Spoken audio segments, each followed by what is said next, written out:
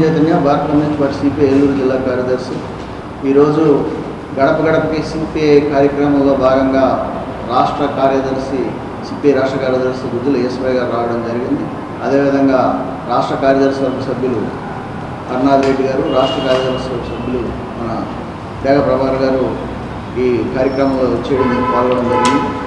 ఏదైతే భారత communist party భారతదేశంలో బట్టి 100 సంవత్సరాలని 100వ సంవత్సరంలోకి 2020 డిసెంబర్ 20 మొదలుపెట్టిందో, అలాగే మళ్ళీ భవిష్యత్తు ఉద్యమాల రీత్యా ప్రజా సమస్యలు తెలుసుకోవడం, ప్రజల నుంచే నిధులు సమీకరించడం ద్వారా భవిష్యత్తు ఉద్యమాలకి కార్యాచరణ రూపొందించుకునే కార్యక్రమంలో మార్చి 1 నుంచి 15వ తారీఖు వరకు గడప గడపకి సిపిఐ కార్యక్రమం నిర్వహిస్తాము.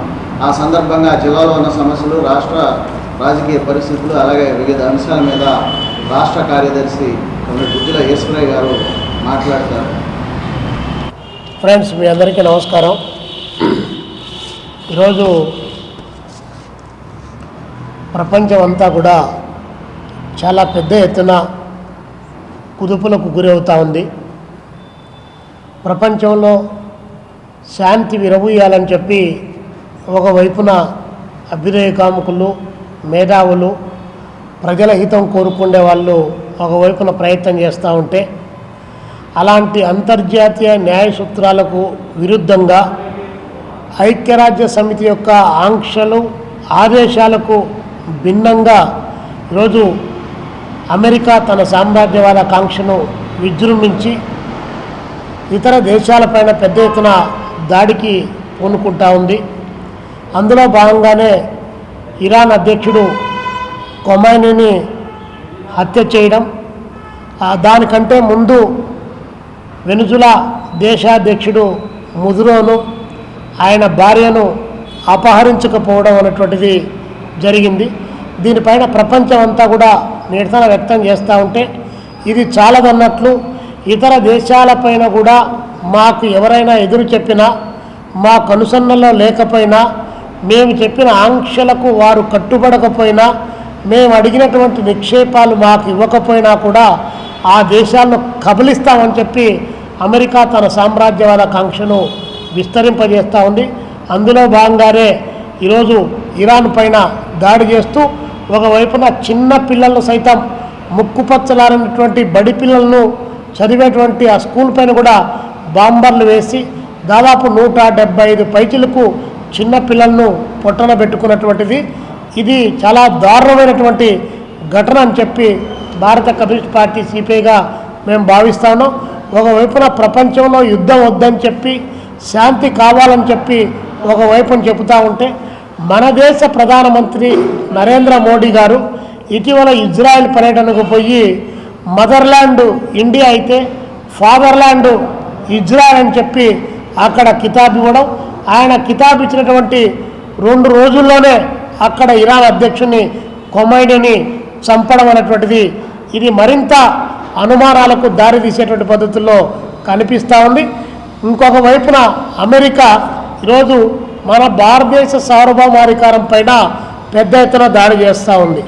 మనం గతంలో చూసాం, ఆపరేషన్ సింధూర్ అనేటువంటిది ప్రకటించి పాకిస్తాన్ టెర్రరిస్టులను వాళ్ళు చేసినటువంటి దారుణమైనటువంటి ఘటనపైన మన దేశం పాకిస్తాన్ పైన యుద్ధం ప్రకటిస్తే, దానిపైన ఒకవైపున యుద్ధం జరుగుతూ ఉంటే మన దేశ ప్రమేయం లేకుండా, మన దేశంలో ఉన్నటువంటి మంత్రివర్గ ప్రమేయం లేకుండా, యూనియన్ గవర్నమెంట్ ప్రమేయం లేకుండా అమెరికా చెప్పితే డొనాల్డ్ ట్రంప్ సీజ్ ఫైర్ అని చెప్పగానే యుద్ధం ఆపినటువంటి ఘటన మనం చూసాం. అదేవిధంగా ఈరోజు మన దేశానికి ఏ దేశంతో ఆయిల్ కొనుగోలు చేయాలి, ఏ దేశంతో కాటన్ కొనుగోలు చేయాలి, ఏ దేశం నుంచి ఏ వనరులను మనం దిగుమతి చేసుకోవాలని చెప్పేసి అమెరికా మనకు పర్మిషన్ ఇచ్చేటువంటి పద్ధతుల్లో ఈరోజు డొనాల్డ్ ట్రంప్ యొక్క వ్యవహార శైలి కొనసాగుతుంది. దానికి డూడు బసవన్న అంటే మన ప్రధానమంత్రి గారు మన దేశ సార్వభౌమత్వాన్ని వారికి తాకట్టు పెట్టి అమెరికా చెప్పినటువంటి ప్రతి ఆంక్షలకు కట్టుబడే పద్ధతిలో ఈరోజు ప్రయత్నం చేయడం ఇది చాలా దారుణమైన విషయం. నరేంద్ర మోడీ గారి కంటే ముందు చాలామంది ప్రధానమంత్రులు చేశారు. అటల్ బిహారీ వాజ్పేయి గారు ఉన్నప్పుడు పోఖ్రాన్లో అణుబాంబులు పేల్చడం జరిగింది. దానికంటే ముందు మన్మోహన్ సింగ్ గారు యుద్ధం వస్తే పాకిస్తాన్తో అలాంటి సందర్భంలో, లేదా అంతకుముందు రొనాల్డ్ రీగన్ అమెరికా ప్రెసిడెంట్గా ఉన్నప్పుడు ఇందిరాగాంధీ గారు ఆ దేశంలోకి పోయి రీగన్ దగ్గరనే మేము ఎవరితో స్నేహం చేయాలి, ఎవరితో స్నేహం చేయకూడదు అన్నటువంటిది మా దేశానికి సంబంధించిన విషయం. ఒక స్నేహితుని తెచ్చుకోవడం కోసం 100 మంది స్నేహితులను శత్రులుగా మార్చుకోమని చెప్పి అంత స్పష్టంగా భారతదేశం యొక్క అలీన విదేశాంగ విధానాన్ని ప్రకటిస్తే ఈరోజు నరేంద్ర మోడీ ఒక వెన్నుముక లేనటువంటి వాడిగా వ్యవహరించడం ఈ దేశ దౌర్భాగ్యంగా మేము భావిస్తాను.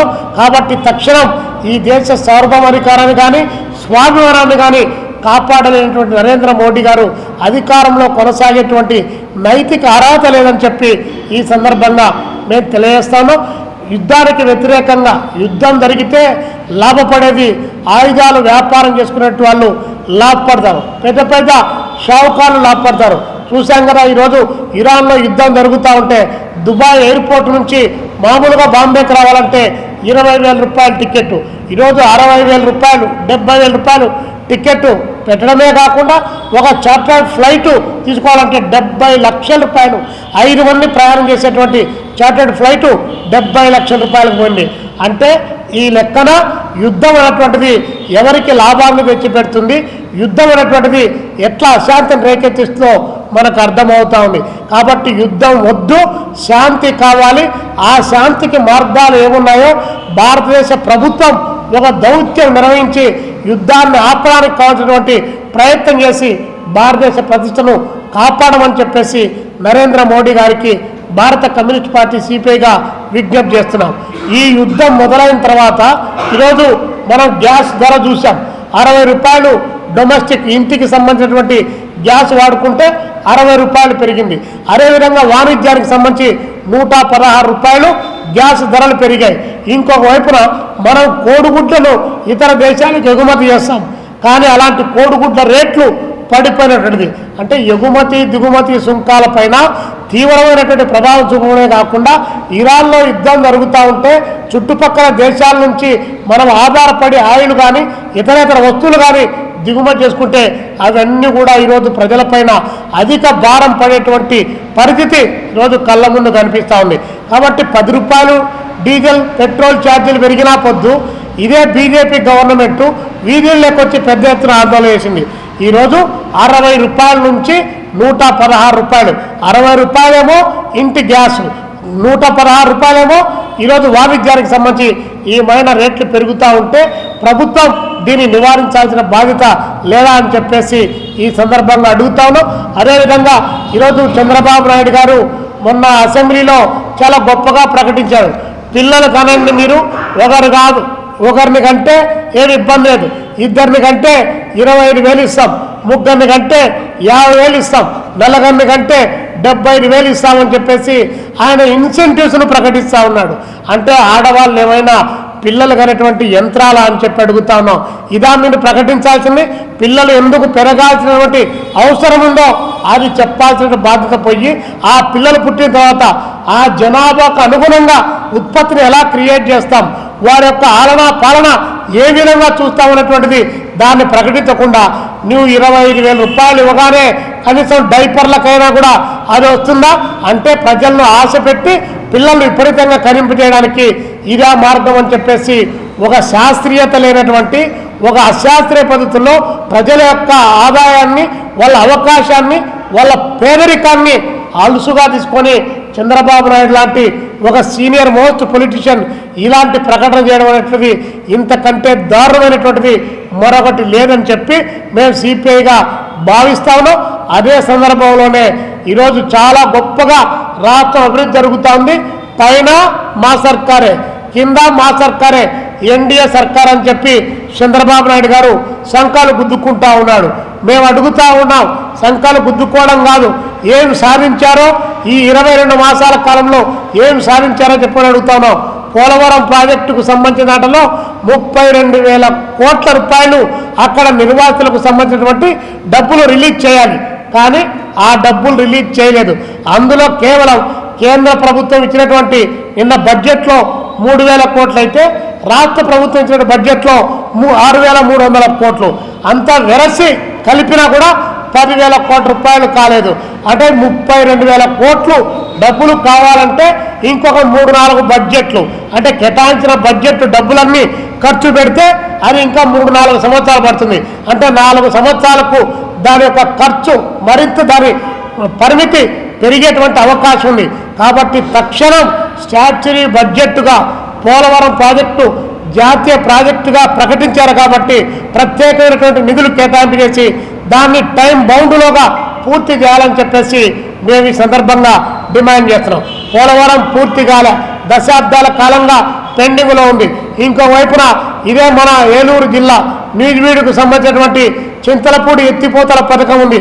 దాదాపు 4,20,000 ఎకరాలు నీళ్లు పారగలిగినటువంటి సామర్థ్యం ఉంది. అది అక్కడ వేసినటువంటి గొంగలి అక్కడే అన్న చిన్నంగా తయారైపోయినటువంటి స్థితి ఈరోజు కళ్ళ ముందు కనిపిస్తుంది. నాట్ ఓన్లీ చింతలపూడి, ఇదే జిల్లాలో పెద్దవాగు అని చెప్పేసి అది ఏమో వాగు ఉండేది తెలంగాణలో ఉంది, భూభాగం ఏమో ఇక్కడ వచ్చేసి ఆంధ్రప్రదేశ్లో ఈ జిల్లాలో కొనసాగుతూ ఉంది. ఎవరికో పుట్టిన బిడ్డ ఎక్కెక్కేడుచాందని చెప్పేసి అటు తెలంగాణ పట్టించుకోలే, ఇటు ఆంధ్రప్రదేశ్ ప్రభుత్వం కూడా పట్టించుకోలే. 16,000 ఎకరాలు అఫీషియల్గా పారుతుందని చెప్పారు. ఆ పెదవాగు నుండితే కనీసం ఒక 20,000 ఎకరాలకు సాగునీరు వస్తుంది. దాదాపు 10-12 గ్రామాలకు తాగునీరు అవకాశం కలుగుతుంది. అలాంటి దాన్ని కూడా ఏమాత్రం కూడా పట్టించుకోలేదు. 500 కోట్లు 600 కోట్ల రూపాయలు ఖర్చు పెడితే 2024లో తెగిపోయింది. తెగిపోయిన దానికి మరమ్మత్తు చేసేటువంటి దిక్కు లేదు. కానీ ఈయన ప్రకటిస్తూ ఉన్నాడు, ఇది ఉట్టికెగరలేనమ్మా స్వర్గానికి నిత్యం లేచిందని చెప్పి ప్రకటిస్తూ ఈయన మాత్రం 2,000 కోట్లకు 3,000 కోట్లకే దిక్కు లేకపోతే 50,000 కోట్లు 60,000 కోట్లు పెట్టి నలమల సాగర్కు నీళ్లు తీసుకెళ్తా అని చెప్పి ప్రకటిస్తున్నారు. ఇది నమ్మశక్యంగా లేదనేటువంటిది ప్రజలందరూ కూడా ఆలోచిస్తూ ఉన్నారు. కాబట్టి నీటిపారుదల ప్రాజెక్టులు ఎక్కడ వేసిన గొంగలి అక్కడే అన్న చందంగా తయారైపోయిన నేపథ్యంలో అదేవిధంగా మేము 6.4 మా ప్రభుత్వం 99% వాగ్దానాలను అమలు చేసిందని చెప్పి బాబు గారు ప్రకటిస్తున్నారు. మేము అడుగుతా ఉన్నాం సిపిఐగా, మీరు పట్టణ ప్రాంతాల్లో 2 సెంట్లు, గ్రామీణ ప్రాంతాల్లో 3 సెంట్లు ఇంటి స్థలం ఇస్తామని చెప్పి మీరు వాగ్దానం చేశారా లేదా? ఇంతవరకు ఈ 21 మాసాల కాలంలో ఎన్ని ఇళ్ళు ఇచ్చారు? ఎంతమందికి ఇంటి స్థలం ఇచ్చారు? ఇల్లు కట్టుకోవడానికి 4 లక్షల రూపాయలు డబ్బులు ఇస్తా ఉన్నారు. మేము 5 లక్షలు అడిగాం, కానీ మీరు 5 పైసలు ఏమైనా కేటాయించారా ఇంటికి సంబంధించి? ఇవ్వకపోగా ఇక్కడంట జీవో నెంబర్ 23ను ఒకటి జారీ చేసి జీవిత కాలంలో ఎప్పుడు ఎక్కడ ఏ ప్రభుత్వంలో కూడా అది ఇల్లు రాకుండా ఉండాలంట, ఇంటి స్థలం లేకుండా ఉండాలంట. అలాంటి వాళ్ళకి ఇంటి స్థలం ఇస్తానని చెప్పి ఇప్పుడు చంద్రబాబు నాయుడు గారు జీవో నెంబర్ 23 అని చెప్పి ఆ జీవోలు ఇచ్చారు. అది ఎన్నికల కంటే ముందు ఆ మాట చెప్పలేదే. ఎన్నికల కంటే ఆ మాట ముందు చెప్పితే 164 మీకెందుకు వేసిండే వాళ్ళు ఓట్లు? అక్కడ 29 లక్షల మందికి ఇల్లు ఇంటి స్థలాలు ఇచ్చారు. కాబట్టి చంద్రబాబు నాయుడు గారు ఏరు దాటేంత వరకు ఏరు మల్లన్న, ఏరు దాటిన తర్వాత బోడి మల్లన్న అనే పద్ధతిలో ఈరోజు ఇల్లు ఇంటి స్థలం విషయంలో అలా వ్యవహరిస్తా ఉన్నారు. మరి అదేవిధంగా ఈ ప్రభుత్వమే టిట్కో ఇల్లు నిర్మాణం చేపట్టింది. దాదాపు 10,000 కోట్ల రూపాయలు పైచులకు ప్రజల దగ్గర నుంచి డబ్బులు వసూలు చేసింది. ఇంతవరకు 15 సంవత్సరాలు అవుతుంది. టిట్కో ఇళ్ళు జాతికి అంకితం చేస్తామని చెబుతున్నారు తప్ప ఏ జాతికి అంకితం చేస్తామో తెలియదు. మొన్న ఆయన చెప్తున్నాడు మంత్రి నారాయణ గారు, ఉగాది పండగకి ఇస్తామని చెప్పి. ఎన్ని ఉగాదులు పోవాలి, ఎన్ని ఉషస్సులు పోవాలి, ఎన్ని సంక్రాంతులు రావాలి, ఎన్ని శివరాత్రులు రావాలి? మీరు ఇవ్వాల్సినటువంటి బాధ్యత లేదా? ముందే కట్టినటువంటి ఇల్లు పెచ్చులడిపోతూ ఉన్నాయి. కరెంటు వైర్లు కూడా తెగిపోయి కింద ఫ్లోరింగ్లు కూడా పైకి లేచిపోతున్నాయి. ఈ నేపథ్యంలో మేము భారత కమ్యూనిస్ట్ పార్టీ సిపిఐగా మార్చి 24వ తారీఖు నాడు ఇల్లు, ఇంటి స్థలము, రేషన్ కార్డు, నూతన పెన్షన్స్, అది వికలాంగులకు కావచ్చు, వితంతులకు కావచ్చు, అదేవిధంగా ఒంటరి మహిళలకు సంబంధించి వితంతు పెన్షన్ కావచ్చు, ఇత్యాది అంశాలపైన 24వ తారీఖు రాష్ట్రంలో ఉన్నటువంటి ఏర్పడిన కొత్త 2 జిల్లాల్లో, పాత 26 జిల్లాల్లో, మొత్తం 28 జిల్లాల్లో కూడా పెద్ద ఎత్తున ఆందోళన కార్యక్రమానికి పిలుపునిస్తాను. 2 సెంట్లు ఇస్తావా చస్తావా? 3 సెంట్లు ఇస్తావా చస్తావా, కొత్త పెన్షన్లు మంజూరు చేస్తావా లేదా అని చెప్పేసి చంద్రబాబు నాయుడు గారితో ఆమె తుమి తేల్చుకోవడానికి కమ్యూనిస్ట్ పార్టీ సిద్ధమైంది. ఆ పోరాటంలో ఇల్లు లేనటువంటి వాళ్ళంతా కూడా పోరాటంలో పాల్గొనమని చెప్పి మేము పిలిపిస్తా ఉన్నాం.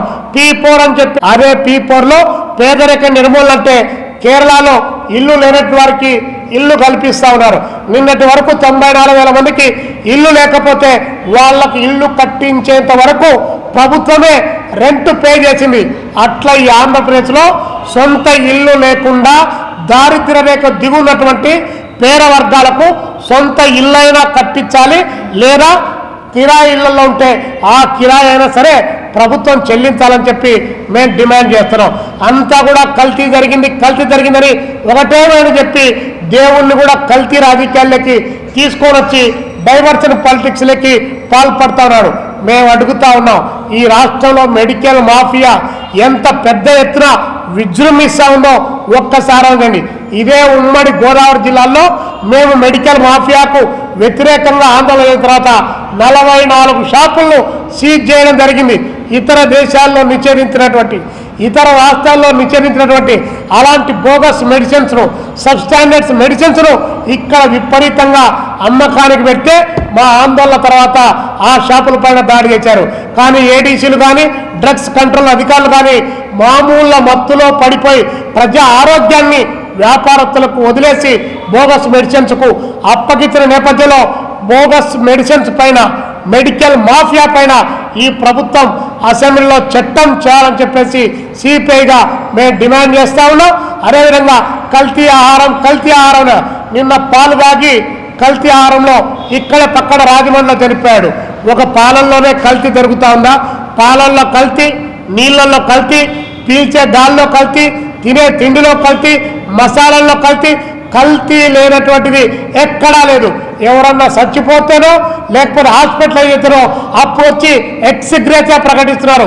కానీ మేము ఎక్స్గ్రేసియాలు కాదు, మేము డిమాండ్ చేసేది ప్రివెంటివ్గా ఈ కల్తీ ఆహారం పైన ఫుడ్ అండ్ డ్రగ్ కంట్రోల్ అధికారులు ఏం చేస్తున్నారు, ఎక్కడ గాడిదలు కాస్తా ఉన్నారు, ఈ ప్రభుత్వం ఏం చర్యలు తీసుకుంటా ఉంది, కల్తీ వ్యాపారం ఇంత పెద్ద ఎత్తున జరుగుతూ ఉంటుందని చెప్పి ప్రజల ఆరోగ్యం అంటే లెక్కలేదా ఈ ప్రభుత్వానికి?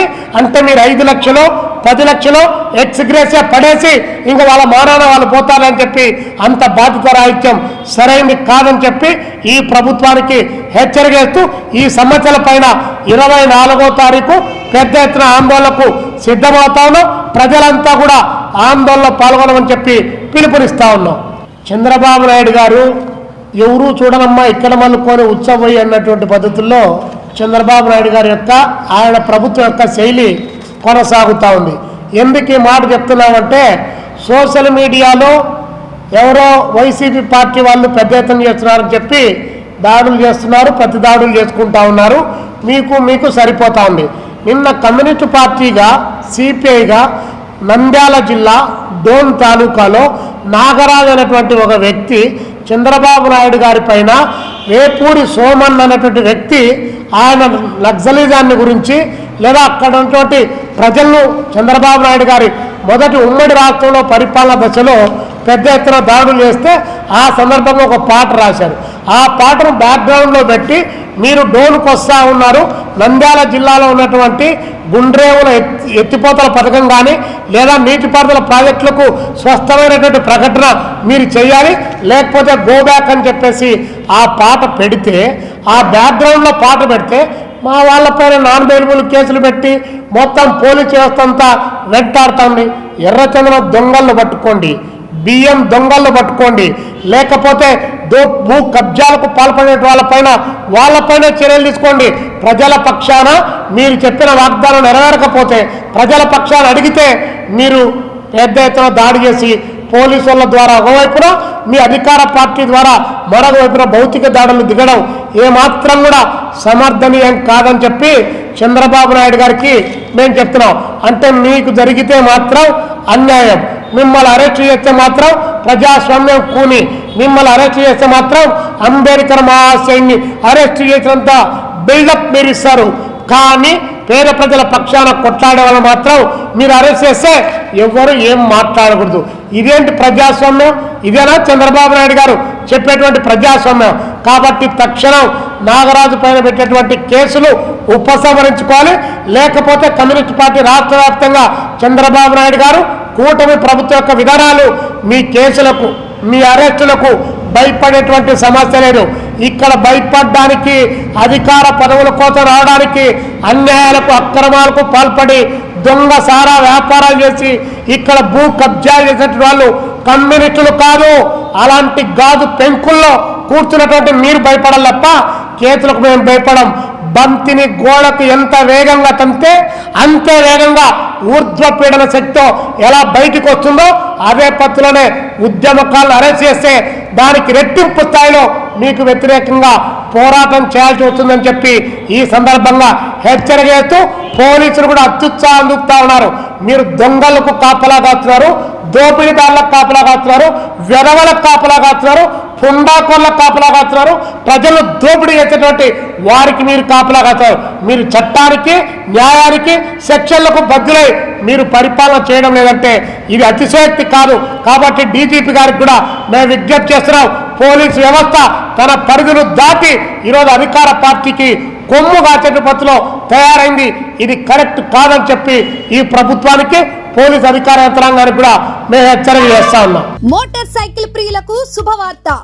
ఇప్పుడు మన ఏలూరు ఎస్ఆర్కే బైక్స్ లో ప్రపంచ ప్రఖ్యాతి పొందిన Java, SD, BSA motor cycles అందరికీ అందుబాటులో ఉన్నాయి. ఈ లెజెండరీ బ్రాండ్స్ ని స్వయంగా టెస్ట్ డ్రైవ్ చేసి ప్రత్యేకమైన అనుభూతిని పొందండి. 4 సంవత్సరాలు లేదా 50,000 కిలోమీటర్స్ వరకు వారంటీ, రోడ్ సైడ్ అసిస్టెంట్స్ వంటి ఎన్నో ఆధునిక ఫీచర్స్ తో మన ఎస్ఆర్కే బైక్స్ లో మీ సొంతం చేసుకోండి. సర్వీస్ గురించి చింత అవసరం లేదు. అత్యాధునిక ఫీచర్స్ కలిగిన సర్వీస్ ఎల్లవేళలా మన ఏలూరు ఎస్ఆర్కే బైక్ షోరూమ్ లో అందరికీ అందుబాటులో ఉంటుంది. మా address SRK bikes, Reliance petrol bunk దగ్గర, Vasant Mahal centre, GNT road, Eluru.